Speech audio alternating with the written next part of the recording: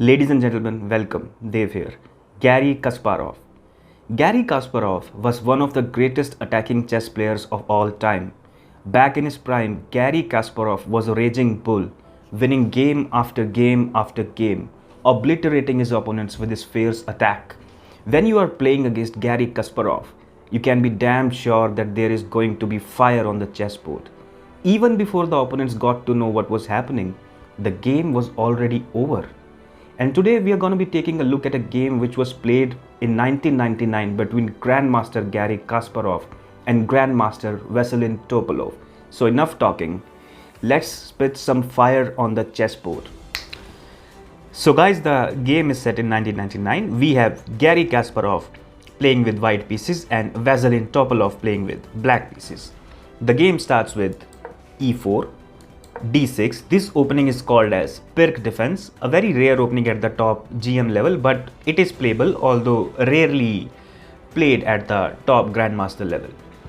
d4, knight to f6, knight to c3, g6, bishop to e3. Looks like a King's Indian setup, but this is different. So we have bishop to g7, queen to d2. The idea behind queen to d2 being that white later on wants to put his bishop here and exchange the black's dark square bishop with his own dark square bishop. We have c6. The idea behind c6 being that black wants to play b5, then a6 and launch a pawn attack on white's queen side later on in the game. f3, preventing the knight from coming here and attacking this bishop. We have b5 as I told you earlier. Knight to e2, a quite interesting move, although a very weird one. The idea being that white wants to reroute his right knight to c1, then to b3 and finally to a5 to attack on the black's queen side. We have knight to d2, bishop to h6 as I told you before. The exchange of bishops happen, and as you can see, black's king cannot castle short because this queen is attacking here. We have bishop to b7. Maybe black is preparing room for the king to castle on long side. We have a3, preventing black from playing b4, so the knight cannot be attacked. We have e5, striking in the center. Vasilin Topalov saying, "See Garry, I had enough of your talk. Let's see what you have got. Let's see how powerful your attack is." And we'll see that in the future. We have long castle, queen to e7, king to b1, preparing room for the knight to jump here, then here, then here. a6, okay. Knight to c1 as I told you.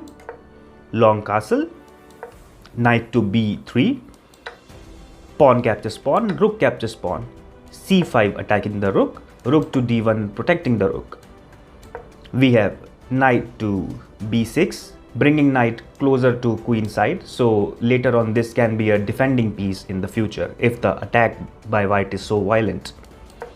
We have g3, the idea behind g3 being that white wants to play bishop to h3 to control this long diagonal and attack the black king. We have king to b8, sliding king to a slightly safer square, I would say. We have knight to a5, finally attacking the bishop. And Vasilin Topalov says, no, we are not going to exchange knight for bishop, so he plays bishop back to a8.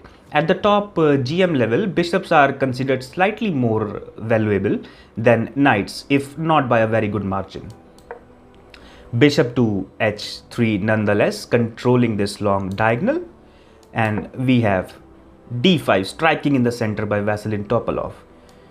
So queen check, king to a7, protecting the king, rook to e1, pawn attacking knights. We have knight to d5, knight captures knight and pawn captures knight. And as you can see, the file for this rook has been opened, this rook has been unleashed and the queen is under attack. So black saves the queen by playing queen to d6.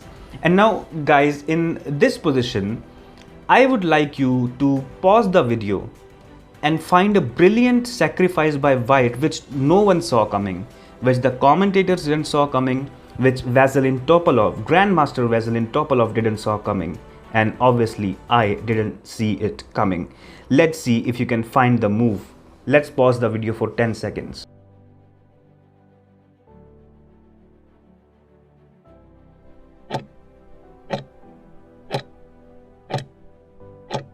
So guys, congratulations to those of you who succeeded in finding the brilliant sacrifice by white.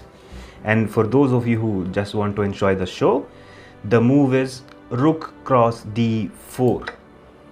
You must be thinking that this is a silly blunder by white, because the rook on d4 can simply be captured with the pawn on c5, which, let me tell you, actually happened in the game. Vasilin Topalov actually captured the rook on d4 with the pawn on c5, but we'll need to see what happens next after the capture has been made. So as I told you, pawn captures rook, and now you might be thinking that the entire idea of rook sacrifice was to play queen cross d4. And guys, you are actually wrong here. At least in the move order sense, this is not the move that will be played first, because let's say if you play queen cross d4, then giving a check to black king, of course, then the black queen will simply block, and black is doing much better, even winning. So the move is not queen cross d4 first. The move will be played, which is rook to e7 check. Let's see what happens when black proceeds to capture the rook, which is, by the way, second sacrifice by Garry Kasparov. Let's assume for a moment that black captures the rook.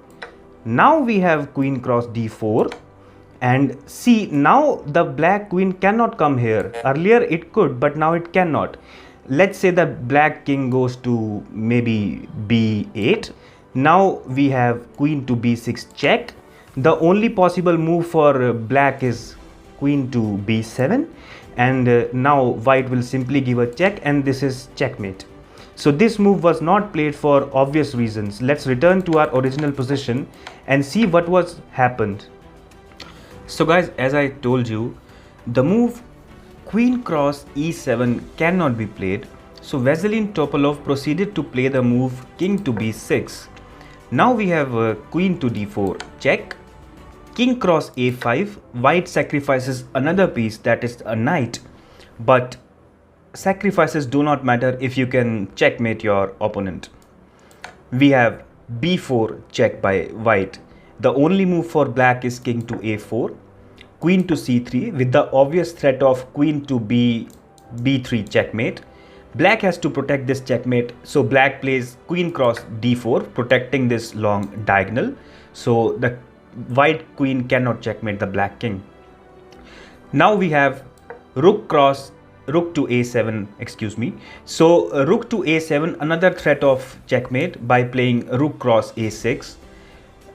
Black plays bishop to b7, protecting the pawn, and you might think that this bishop can be captured. Well, the answer is actually yes, this bishop can be captured, but in the process of capturing this bishop, black actually gets some time to protect his king and bring his king to safety. So white proceeds to capture the bishop. We have queen trade offered by Vasilin Topalov, but white is not interested in queen trade. White captures knight. White is regaining material slowly but naturally. Yeah, we have king cross a3, and now white plays queen to a6 check. The only move for white is king cross b4, and now I want you to pause the video and find another killer move by white which will completely obliterate black.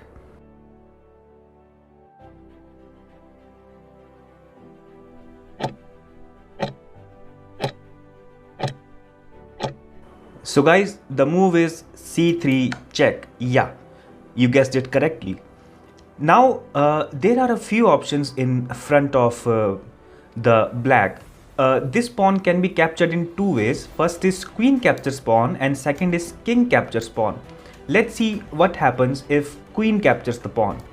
Let's say we have queen captures pawn, and now there is a mate in 3. So black will simply run into this very nice idea of queen to b5 plus, Okay, we have king to a3, rook to a7 check, queen to a5 blocking the check, and rook to a5 checkmate. So this move was not played for obvious reasons. We have instead king to c3. Now white finds a really good idea, which is queen to a1 check. We have king to d2, queen to b2 check. We have king to d1, bishop to f1 attacking the queen, and this is a very deep move, guys. Let me explain you the logic behind this move. Let's say that for a moment black actually becomes greedy and captures the bishop, and this is creating havoc for black, because black will run into an eventual checkmate. This is a mate in 3. We have queen to d2 check, only move, king to e1. We have rook to e7 check, only move, queen to e2, and queen to e2 checkmate. So this move was not played for obvious reasons. Let's return to our original position. So this move was not played for obvious reasons. So black instead plays rook to d2, attacking the white queen. Maybe thinking that, okay, you can capture my queen, I'll capture your queen, giving you a check. And when white king captures the rook, so black will capture the bishop, and black is a clear pawn up. And this might look like a draw, but black can actually win the game as well. So, but Garry Kasparov find a brilliant idea. For the third time in a row, I would like you to pause the video for 10 seconds and find a killer move by white. Well, if I were in Garry Kasparov's place, I would be totally stunned, because simply I cannot find the move. So let's pause the video for 10 seconds and see if you can find the move.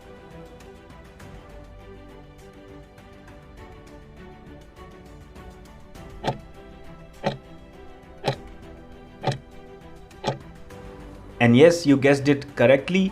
The move is rook to d7. Now the black rook on d2 has been pinned. It cannot capture the queen. So what does black do? Black instead tries one last effort to save the game. So black plays rook cross rook. We have bishop cross queen. And now this is black's move. So black plays pawn cross bishop. And we have queen cross rook. When the dust settles, guys, it is Garry Kasparov who is a queen against a rook, which is with Vasilin Topalov, and this is completely losing for black. But here Vasilin Topalov does not resign. He's finally showing that maybe he can hang up with the game, and he plays rook to d3. We have queen to a8, okay, protecting the pawn. And we have c3 and queen to a4 check, king to e1. By the way, notice Vasilin Topalov is still not resigning, which is irritating Garry Kasparov in some way or the other. Now we have f4, f5, king to c1, rook to d2, and finally black resigns the game because white plays queen to a7. Because let's say that you are attacking this pawn and you proceed to capture this pawn, and white will simply give a check, picking up the rook in process. So the game is over, guys. Garry Kasparov has defeated Vasilin Topalov. And tell me in the comments, what do you think about this fierce attack by Garry Kasparov? He played checkmate threat after checkmate threat after checkmate threat, and we must give credit to Vasilin Topalov for defending so long. He played most of the best moves, but when you are playing against Garry Kasparov, the best moves are just not enough. So leave your comments in the comment section. Please like the video, share and subscribe the channel, or should I say checkmate that subscribe button.